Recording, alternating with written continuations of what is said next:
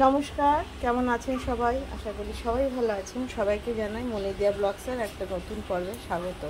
আজকের দিনটা এখন থেকেই শুরু করলাম। বাজে হচ্ছে 10টা। তো আজকে রবিবার দিন, রাধিকা তাড়াতাড়ি 10টার সময় কাজ করতে চলে আসে। তো তার আগে আমি গিয়ে ছাদে জল দিয়ে কিছু জামা কাপড় শুকিয়েছে, কিছু শুকোয়নি। তো সেই জামা কাপড়গুলো তুলে নিয়ে এসেছি, ফুল তুলে নিয়ে ওইদিকে কাজ সেরে চলে এসেছি। তো চলে এসেছি টিফিন করতে। টিফিন বিশেষ কিছু করব না, কেননা দিয়া বললো আম মুড়ি খাবে। তো এই যে আম নিয়ে নিয়েছি, মুড়ি নিলাম। আম মুড়ি সবাইকেই আজকে তিনজনে। আমার ছেলে আবার ফল খায় না, দেখুক ও এখনও ওঠেনি। ও উঠলে কি খাবে দেখা যাক। তো আমগুলো কেটে নিই, সারাদিন সাথে থাকুন। যদি ভালো লাগে একটা লাইক করবেন, কমেন্টে জানাবেন, শেয়ার করে দেবেন, সাবস্ক্রাইব করে দিয়ে পাশে থাকবেন। তো যাই আমগুলোকে কেটে এই বাটির মধ্যে নালেও মেখে খেতে পারবে না। ও বলছিল আম দুধ মুড়ি খাবে। এবার একসঙ্গে আম দুধ মুড়ি খেলে যদি অম্বল টম্বল হয়ে যায়, তাই জন্য ভাবছি যে শুধু আম মুড়ি দিই, যদি বলে একটুখানি দুধ দিয়ে দেবো। তো যাই এগুলো কেটে নিই। কেটে নিচ্ছি, এগুলো 10-এর আম। এই আমগুলো দেখুন কালারগুলো কিন্তু এরকম সাদা সাদা ঘিয়েই হয়, কিন্তু এত মিষ্টি, মানে ভীষণই মিষ্টি। দেখে কিন্তু মনে হয় না, দেখে মনে হয় বেশ টক টক লাগবে, কিন্তু খুব মিষ্টি এই আমগুলো। যে দিয়াকে ডেকে দিদি, দিয়া টিফিন খেয়ে চলে এসেছি। আজকে বেশ ভালোই হয়েছে, ভালো লেগেছে, অনেক দিন পরে খেয়েছি। বেশ শর্টকাটে আম মুড়ি একটু দুধ দিয়ে আর আমি দুজনে খেয়েছি। বাবান এই লাল চা খেয়েছে।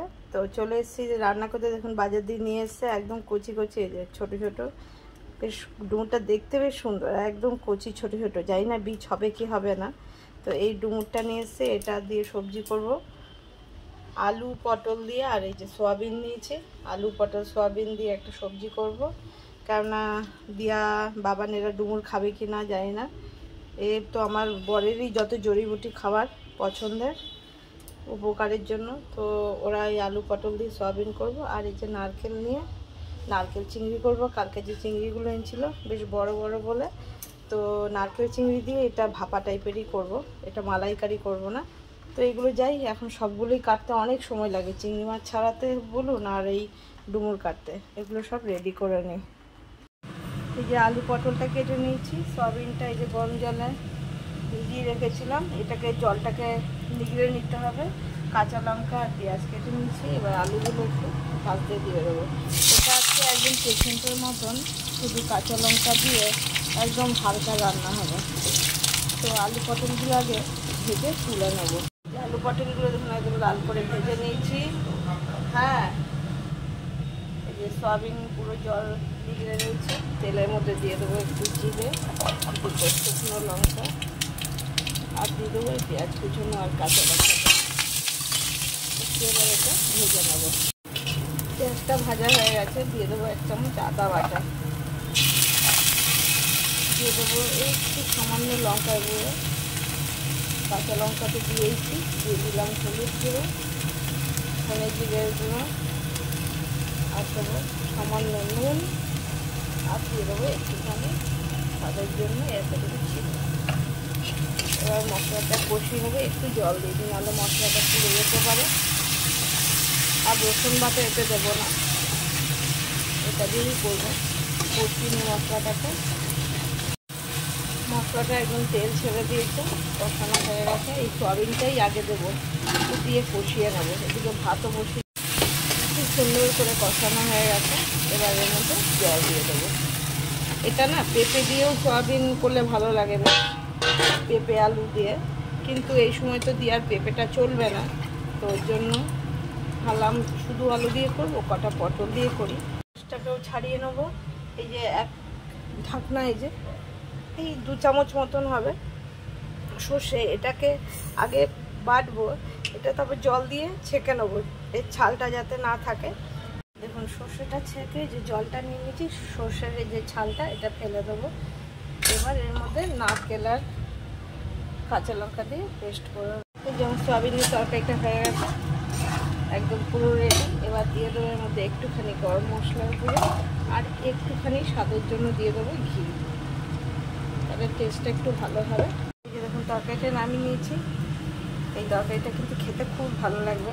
দেখুন অত পাতলা ঝোলও না আর একদম গাঢ়ও না, তো এই যে নারকেল কাঁচা লঙ্কা পেস্ট করে নিয়েছি, আর এই যে সর্ষেটা ছেঁকে নিচ্ছি। চিংড়ি মাছ ছাড়ানো হয়ে গেছে, সব ছাড়াই নেই, এই যে এখনও এখানে রয়েছে। আর দেখুন এত ছাড়িয়ে ফেলতে হয়েছে। আর এখানে একটুখানি ছাড়িয়ে রেখেছি, এটা আলাদা করে রেখেছি। এটা দিয়ে আমি ওই কী বলে ডুমুরটা করব, তাই জন্য অল্প একটুখানি পেঁয়াজ আর এই চিংড়ি মাছটা দিয়ে ডুমুরটা করবো বলে এটা রেখে দিয়েছি। তো এদিকে তেল বসিয়ে দিয়েছি। তো একটুখানি চিংড়ি মাছটা আগে নুন হলুদ দিয়ে একটু সাঁতলে নেওয়ার মতন সাঁতলে নেব। একটুখানি শুকনো লঙ্কা ফোড়ন দিই। এটাই আজকে জিরে তো দেবো না, দিয়ে দিই এটাকে একটু সাঁতলে নেওয়া হয়ে যাক। হয়ে গেছে। এবার এর মধ্যে আমি এই যে নারকেল কাঁচা লঙ্কা বাটাটা দিয়ে দেবো, দিয়ে এটাকেও একটু সাঁতলে নেব। এই যে এটা সুন্দর করে সাঁতলানো হয়ে গেছে। দিয়ে দেবো এর মধ্যে একটুখানি, এর মধ্যে লঙ্কা তো আর দেবো না, দিয়ে দেবো হলুদ গুঁড়ো, স্বাদ মতো নুন।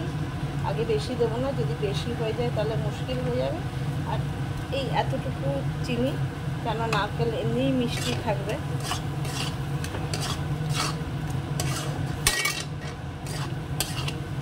এবার এই সর্ষে বাটা জলটা দিয়ে দেবো।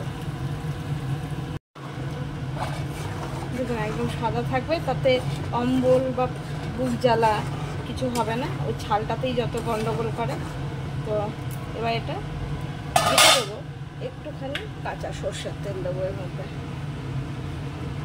দেখুন ডুমুরগুলো সব কেটে নিচ্ছি হাফ হাফ, একদম কচি, ওর জন্য সাইড দিয়ে ছাল কাটতে হয়নি। আর যে আলু কেটে নিচ্ছি, এটা একটু এবার সেদ্ধ করে জলটা ফেলে দেবো একটুখানি নুন আর হলুদ দিয়ে। এই যে আমার চিংড়ি মাছটাও হয়ে গেছে। তো এবার একটুখানি গরম মশলার গুঁড়ো দিয়ে দেবো। এটা একটু আবার আলাদা রান্না, এটা যেহেতু নারকেল দিলাম আর সর্ষের জল দিয়েছি। তো এবার এটা হয়ে গেছে, নামিয়ে নেবো। এই যে চিংড়িটা নামিয়ে নিয়েছি, এটা দিয়ে গরম গরম ভাত দারুণ লাগবে খেতে। তো আর এদিকে এই যে এটা সেদ্ধ করে নিয়েছি, আবার তেল বসিয়ে দিয়েছি। ডুমুর আলুটা সেদ্ধ করে নিয়েছি, কড়াইতে তেল দিয়েছি, দিয়ে দেবো দুটো শুকনো লঙ্কা, দিয়ে দেবো একটুখানি জিরে। এই ডুমুর রান্না কেউ কখনো করে খেয়েছেন কি না, অনেকেই জানেই না যে এটা খাওয়া যায়, কিন্তু এটা খুব উপকারী, প্রচুর আয়রন, ডুমুর থোড় সবেতেই। এবার পেঁয়াজ কুচনটা দিয়ে দিলাম। যারা নিরামিষ খান তারা পেঁয়াজটা দেবেন না, শুধু আদা দিয়ে গরম মশলা দিয়ে করলেও ভালো লাগে। পেঁয়াজটা ভাজা হয়ে গেছে, একটু চিংড়ি মাছ দিয়ে দিচ্ছি।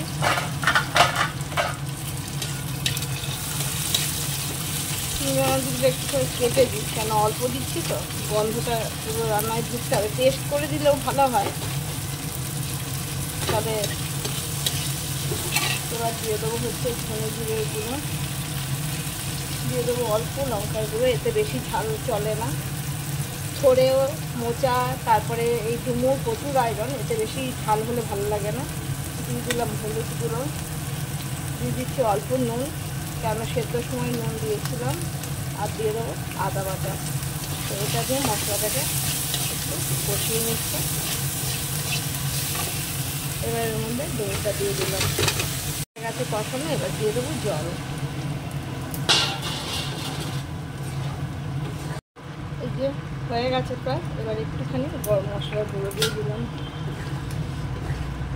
এই যে ডুমুরের তরকারিটা নামিয়ে নিয়েছি। জঙ্গলের সবজি, তাতে এত উপকার, না খেলে বুঝবেন না, জানবেনও না। এখানে নিয়ে নিয়েছি সলিড পিসগুলো, দিয়ে দিচ্ছি একটুখানি দেখুন রসুন বাটা। এটা দিয়ে বিকেলে একটা স্ন্যাক্সে ওদের খাবার বানিয়ে দেবো, টিফিনের কাজ হয়ে যাবে। একটু আদা বাটা দিয়ে দিচ্ছি, একটু দেবো নুন, একটু দেবো সামান্যই হলুদ, আর একটু দিয়ে দিচ্ছি লঙ্কার গুঁড়ো। এই যে ভিনেগারটা দেবো একটুখানি, আর দেবো হচ্ছে সয়া সস। বাপরে কি টাইট কাজের সময়, একটু সয়া সস এটা দিয়ে ম্যারিনেট করে রেখে দেবো। তো বিকেলবেলা জাস্ট পুরো সফট হয়ে যাবে, তখন ঝটপট করে নেব। এই যে দুপুরবেলা মাঞ্চুরিয়ান বানানোর জন্য যে ম্যারিনেটটা করে রেখেছিলাম চিকেনের, সেটা বার করে নিয়েছি ফ্রিজ থেকে। এদিকে কুচিয়ে নিয়েছি রসুন কুচি, পেঁয়াজ কুচোনো, এক টুকরো লেবু, একটু কাঁচা লঙ্কা কুচোনো, আর একটু গ্রেট করা আদা। আর লাগবে হচ্ছে এই যে কর্নফ্লাওয়ার, একটু ভিনিগার, একটু soya sauce, chilli sauce, tomato sauce. তো এগুলো রেডি করে নিয়েছি। আর এখানে কড়াইতে তেল বসিয়ে দিয়েছি। এটার মধ্যে তো সব কিছু দিয়েই ম্যারিনেট করেছিলাম। এবার দিয়ে দেবো 2 চামচ শুধু কর্নফ্লাওয়ার, আর দিয়ে দেবো একটা ডিম ফাটিয়ে।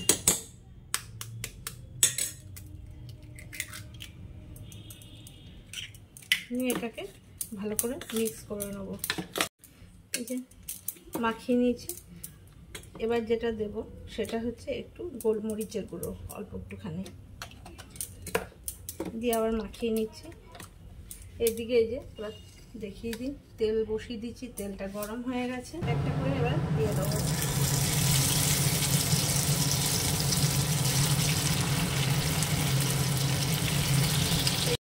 এই যে একবারে অনেকগুলো দিয়ে দিয়েছি।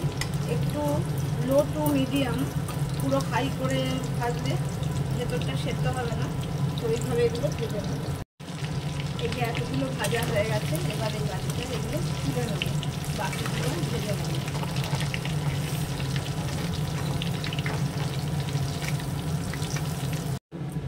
এই যে এতটা হয়েছে, ভেজে তুলে নিয়েছি। এবার যেটা করব, এবার দেখুন এই যে তেলটাকে এই যে কমিয়ে নিয়েছি, ছোটো বাটিটা এই যে ঢেলে নিয়েছি। এতটা তেল দেওয়া যাবে না। এবার কড়াইতে যেটুকু তেল রাখা আছে, এবার এর মধ্যে এই 3টে জিনিস আগে দেবো, কাঁচা লঙ্কাটা পরে দেবো, নাহলে ফাটবে। আগে রসুন কুচিটা দিয়ে নিই। রসুন কুচিটা একটু ভালো ভাজা হলে সুন্দর একটা ফ্লেভার হবে, এই জন্যই রসুনটা আগে দিচ্ছি। এরপর দেবো পেঁয়াজ কুচোনোটা, আদাটাও দিয়ে দিলাম।